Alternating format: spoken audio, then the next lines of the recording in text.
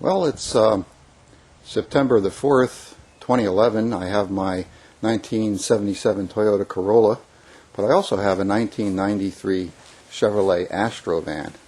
And this little video is going to be about replacing a noisy blower motor in the Asrtro van. 1993. Here's a quick look at the dash and the engine of a 93 Asrtro van. This engine happens to be the 4.3 liter engine. I'm going to turn on the blower motor so you can hear the noise that we're talking about. That's up here. Okay, there's the noise. That's pretty loud, overwhelms the radio when you're riding in the car. And interesting about this particular blower motor is one might think, because the air is coming out down here, that it's actually under the dash, but it isn't. It's under the engine lid, which I'll show you next. Around to the front of the car, and the blower motor is in the corner of the engine. That's the blower motor that's got to be replaced. So here we go. Okay, from Advanced Auto Parts here in Haines City, the manufacturer Factory Air. Here's the blower motor, replacement blower motor with some instruction. But that's what the replacement blower motor looks like. It's a squirrel cage, and it's going to go into that spot we just talked about. So coming around the front of the car here, in order to get to the blower motor, what you have to do is remove the windshield washer fluid reservoir, the coolant reservoir, and we got to get into the corner here to undo some small screws that attach the blower motor into that corner. So that's what we'll be doing. Okay, after you take the two long 10mm bolts out of the windshield washer reservoir, you pull it up out of the hole, and you're going to disconnect the hose that goes to the windshield washers themselves and the power to the motor that sprays it. Okay, once the windshield washer fluid reservoir is out of the hole, the hose carrying the fluid to the windshield gets out of the way nicely. It's clamped here to this other hose, but it just can go right up and over the hood and get out of the way.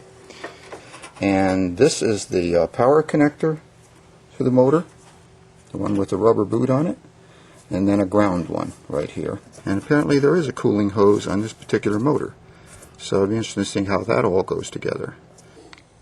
Removing the coolant reservoir is a pretty simple matter, because it's just one bolt here and the hose, the top hose that goes over to the radiator filler cap. There are no hoses underneath to be concerned about. Okay, this is the old motor coming out, and there is a way to not have to disconnect these two heater hoses, and that would be, if you don't mind, undoing the nut that holds the squirrel cage onto the motor. Okay, this is the new blower motor. We've put the little breather hose, ventilation hose, onto the motor by removing one of the rubber caps on that port. And as I said, it is possible to get the motor into place without removing these two heater hoses, simply by taking the motor apart. There's just one nut.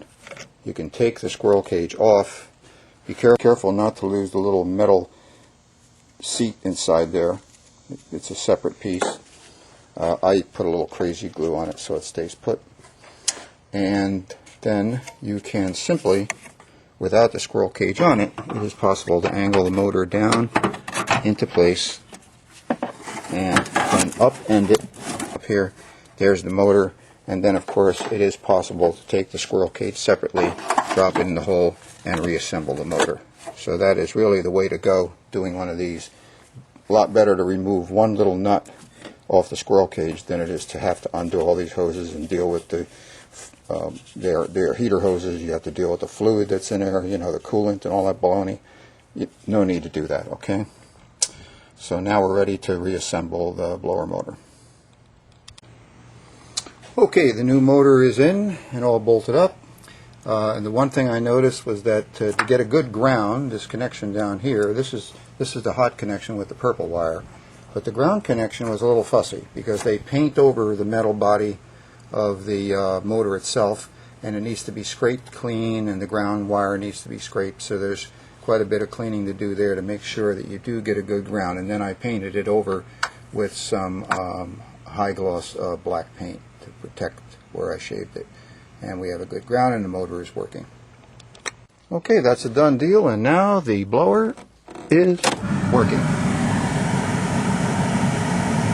Got good air pressure coming out from under the dash here, and all that remains is trim work to finish up the job.